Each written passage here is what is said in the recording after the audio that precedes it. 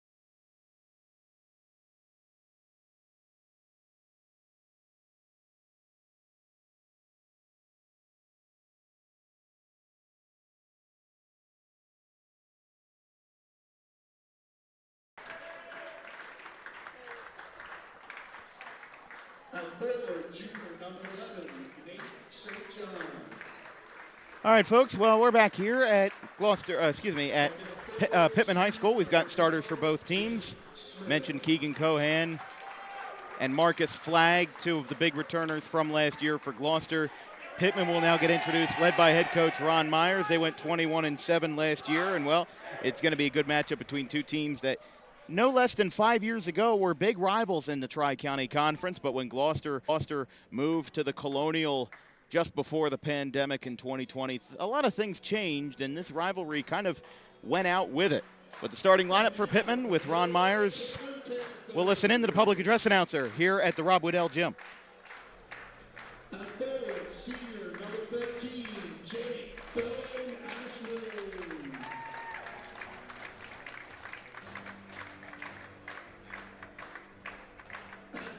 Senior number 2, Oliver Spear.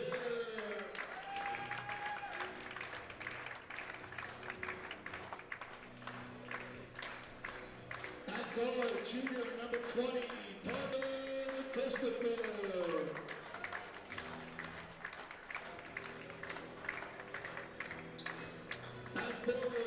senior number 0, Jay Craig.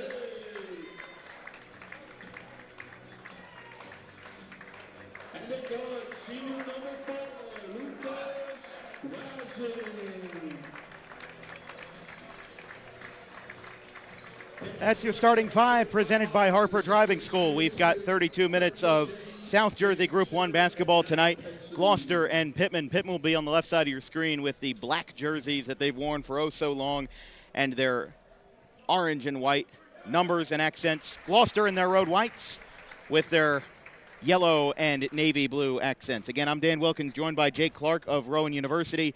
Damian Waiters on the production this evening, just a tip after 7 p.m. as fans starting to file in on the student and fan side for Gloucester and Pitman. Both teams 1-1, ready to go in a small school matchup on a windy Friday night outdoors. We're underway.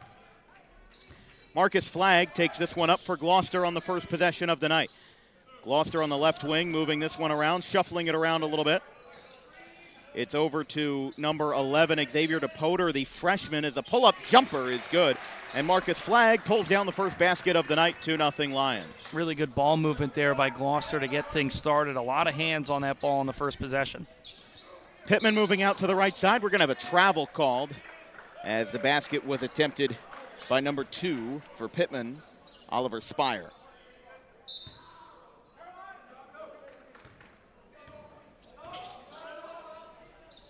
JV game ran a little bit behind. It was a fun finish, 41-38 Gloucester. Ended with a three-point attempt at the buzzer. We have our first foul. Of course, we've got another game this weekend, Saturday at 12:30, Allentown at Delran in BCSL versus Colonial Valley play. So some Central Jersey action tomorrow at 12:30. Up and no good. And, well, I say that because we do have a Pitman connection. Our good friend Ben Wilden will be on the call for that one, along with Matt Goldman of Montclair. Check that, William Patterson University. Cohan at the top of the key. He's guarded by number 0 in Jay Craig. Still all 5 starters on the floor for both sides. Is out to the right side for DePoter. As we mentioned, the freshman starting for Gloucester, class of 2029. That one gets tipped away, and it's saved by Bowen Ashwin. JBA moves over to the right side. Now a open three is taken by the masked man, Lucas Razzie. And the Panthers take a 3-2 lead here early, just a minute and a half into this contest. Good defense leading into easy offense there, and Razzie able to cam the triple from the left wing. Got fouled. This should be a three-point shot attempt here unless they call it on the floor. We will have 3 shots here for Keegan Cohan. Cohan, the recent commit to Lebanon Valley College in Pennsylvania, a member of the Mid-American Conference. It's called the MAC, but it's not the MAC that we would know from, Western Michigan, Ohio University, Kent State, Ball State. This is the different MAC in Division III. As Cohan makes his first 2. Gloucester takes a 4-3 lead. Yeah, Cohan, a terrific player, averaging 18 points per game. Already has 5 3-point makes on the year, and is 10th in points per game and 7th in career points entering the season in Gloucester history since 2013 when head coach Liam James took over. Yeah, Liam James, he's a young head coach. He's only 36 years old, and he's been at it for a while here for Gloucester. He's one of those guys that's very down to earth. He's one of our favorite coaches to talk to just because he is he's a machine of information that can tell you anything that you want to know about Gloucester basketball history, the highs, the lows. I'll just say for transparency's sake, he sent Jake and I a media guide with stuff from points per game and rebounds per game of leaders of the past 10 seasons for Gloucester. I mean, it is a hive mind of information as Jay Craig, with a couple of stutter steps on the right wing, it's back out to Razzie, who has Pitman's only points of the night so far. He backs off his offense, and he'll reset the play on top of the Panther logo. He gets Pitman to get a screen, maybe took an extra step, didn't get the shot there, and Smith gets the rebound. Flagg brings this one up for Gloucester. And even though Spire doesn't get the shot to fall, it was good by Razzie to just slow things down and work for a better shot.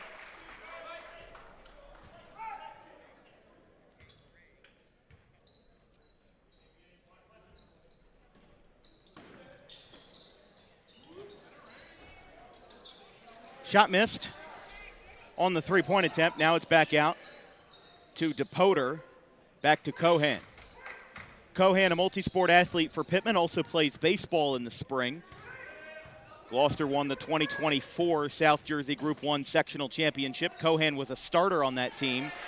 And a nice little rebound shot. The ball kind of coughed up out of his hands, and then he was able to bring it back down and get the basket. He's up to 4 points, the senior guard here. But in a game that is going to involve a lot of three-point shooting, that ball skips away from Razzie, guarded by Cohan. Both lineups relatively small in size, which is something that you'll sometimes see in Group 1. I mean, I would argue that the only person that you wouldn't really call a guard on this Gloucester team is Jake Smith, and then you could make a case that all 5 players for Pitman are guards. I mean, yes, they'll have guys that are, lined up in the post, but they're going to be using their number 1 priority on defending the perimeter as Marcus Flagg knocks down a 3 right on cue, and it's a 9-3 6-point lead for the Lions. Oh, and Flagg had a terrific game, was hot in the last one, a team-high 22 points against Gateway, and he's heating up here in the first. Moving back out, top of the key, JBA is on that one, brings it back out to Razzie. Still all 5 starters on the floor for Pitman. And another 3. Razzie gets it to go. Using a lesson from Elijah Crispin, he cuts the lead down to 3. It's 9-6, and a quick basket. It looked like by DePoter, makes it 11-6. We talked about it. A lot of threes going to be heaved up by both these teams. I feel like I'm watching a Clayton game right now. We're getting run and gun offense. I can't even catch my breath. As now pulling up 3. Bang! Marcus Flagg. He plants that flag. He's got 8 points in the first quarter, an 8-point lead. 2 triples for the senior Marcus Flagg, and it's an 8-point game once again. Pitman cut it down to 3, and now a 5-0 run for Gloucester. Out on the left wing, it's Razzie. Razzie leads Pitman scoring. He has all 6, and now he just knocked down another 3. Again, a team that averages 9.5 three-point makes a game. Pitman on fire from beyond the arc. Razzie with 9 points as that shot rattles out. And Razzie's going to pick up the rebound here. What can't he do?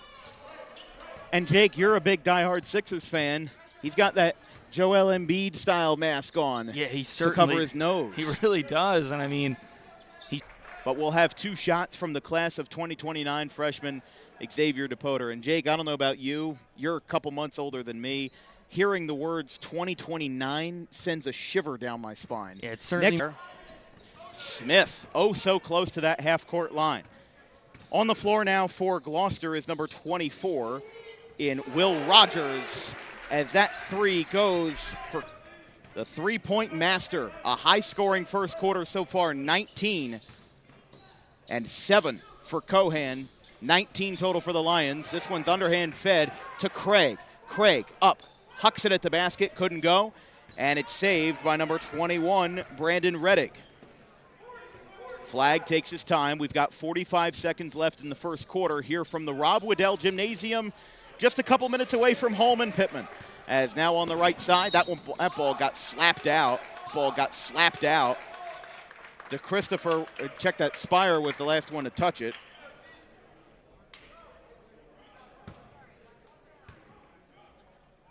And the big difference right now in this game is Gloucester is doing an excellent job of knocking down their shots on the perimeter. So far, only Lucas Razzie has been able to hit a shot from the outside, and Pitman's had good passing. They just can't convert down low.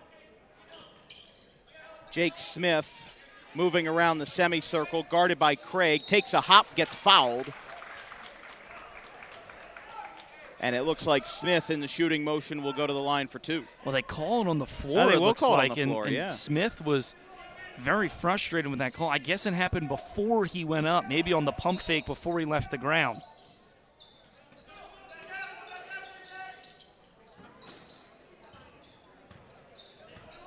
15 seconds left, a 10-point lead for Gloucester. Flag wanted to pass to Cohan, but that coverage got swallowed up as now Smith spins, fires, second chance, bobbles it up. There's 4 seconds. DeChristopher gets it out. Spire got it out, rather. And with 1.8 seconds left, we'll have one last stoppage before quarter time. Our good friend Michael Taylor in the house tonight for Gray Fox Sports rolled that one over to Lucas Razzie.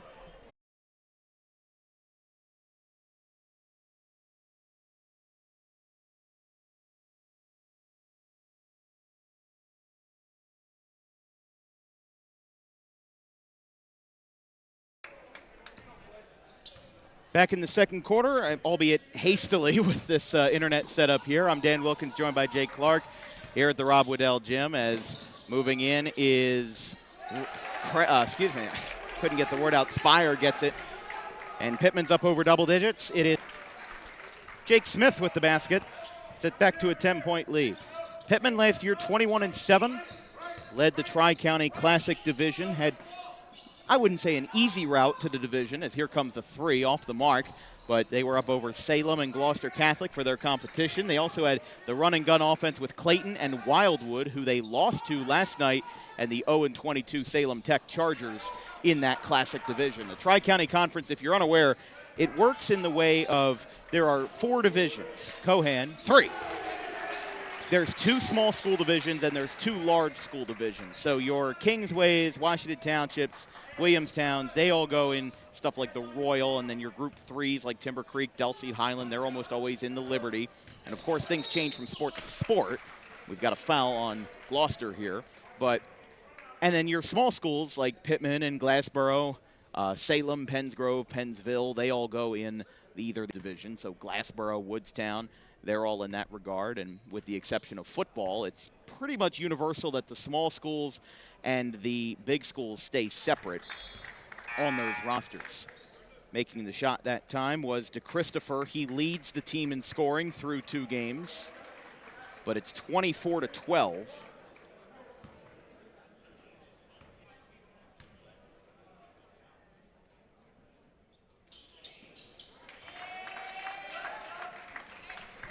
And he makes the second, 24-13.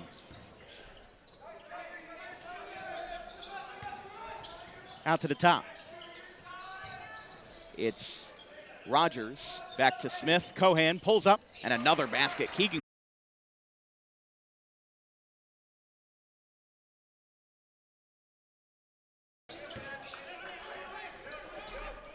Think we may be back. It's 26-15. You didn't miss much coming out of the timeout. And we had a foul as we came back for number 25 in Everold Dice.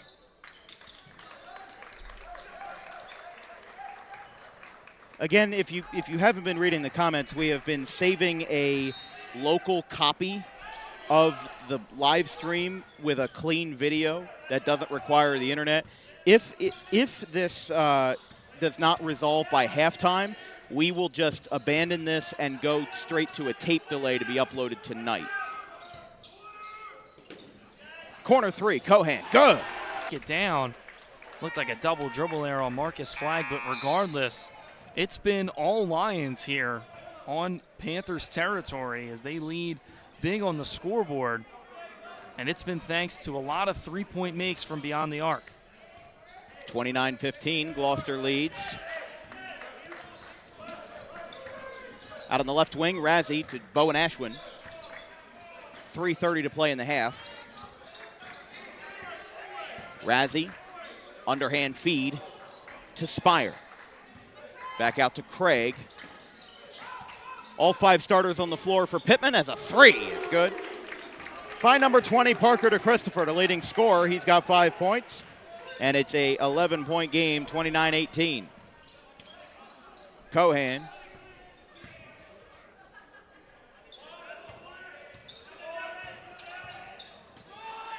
Now a corner or a left wing 3 deep from Cohan. He is known for taking some of those deep shots. Doesn't get it though. And they say that basketball is a game of runs, and right now if Pitman can get a couple shots to drop and a couple stops on defense, they're right back in this game. There's still a whole lot of time. We haven't even hit halftime yet. Teams average over 5 3-point makes per game in their 2 games played this year. The big difference, right, fact that Gloucester's converting more inside, and you have to tip your cap to number 12, Jake Smith, who seems to be the biggest guy on the floor, and he just scored on the top step move. Jake Bowen Ashwin, we have a foul.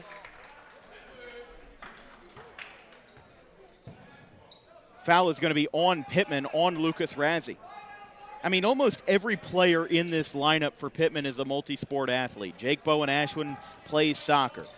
Lucas Razzie, also a soccer player. I believe Parker DeChristopher plays baseball, something like that. But there's a lot of players in this small town that they don several different jerseys of the same colors during the seasons, and it's always nice to see that come together. I mean, even on the floor right now, Micah Frost, he's a soccer player in the spring, in the fall, basketball player in the winter, and a baseball player in the spring. I don't know how he has time for DWB, but he does. And over on the left side, it's DeChristopher pulling up for 3. No good there. One-handed rebound, but unable to hang on to it. It's Jake Smith now. Cohan pulls back.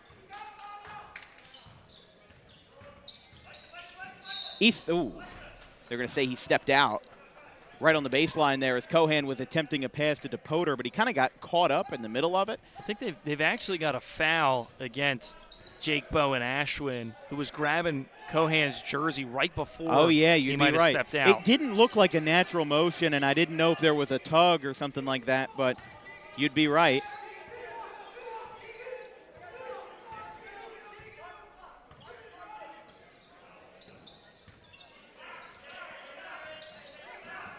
Back out to Cohan, minute 5 to play. 10 points. A great 1-2 combo of Cohan and Flagg. The 2 guards combined for 25 of Gloucester's 33 points, as we'll have a foul, a push here. That will be the 4th against Gloucester. One more, and we'll have Pitman at the charity stripe, although not sure how much it'll do here with 40 seconds left in the half. Razzie to inbound underneath his basket. Bounce pass. They're going to say Gloucester touched it. It went off of Craig, but I think Cohan was a little bit too close for comfort. Razzie, nice little catch and shoot, but he kind of hucked it a little bit too quickly, and Pitman missed the shot. They're down by 12 with 30 seconds left in the half. Back over to Cohan, guarded by Razzie. Razzie leads Pitman scoring with 11. Cohan taking his time. This could be, as you know, Jersey has no shot clock, so you get to kind of dilly-dally a little bit. Although they did get the possession with 25 seconds left. This will be legal in college, too. They've got 8. Cohan guarded aggressively. He's got 5. Pulls up in double coverage, gets blocked, and they're not going to get anything. They'll stop it with 0.2 of a second left. And so now you can't get a shot off because you can't shoot the ball. The 3/10 rule. So they've got to find a lob here. Shot is waved off, and you're right there. Smith attempted it from the corner, didn't get anything there. And a dominant first half for Gloucester and a 3-point attack that was great on both sides. We'll be back in about 10 minutes, if at all. It's 33-21. Gloucester leads by 12 at the half.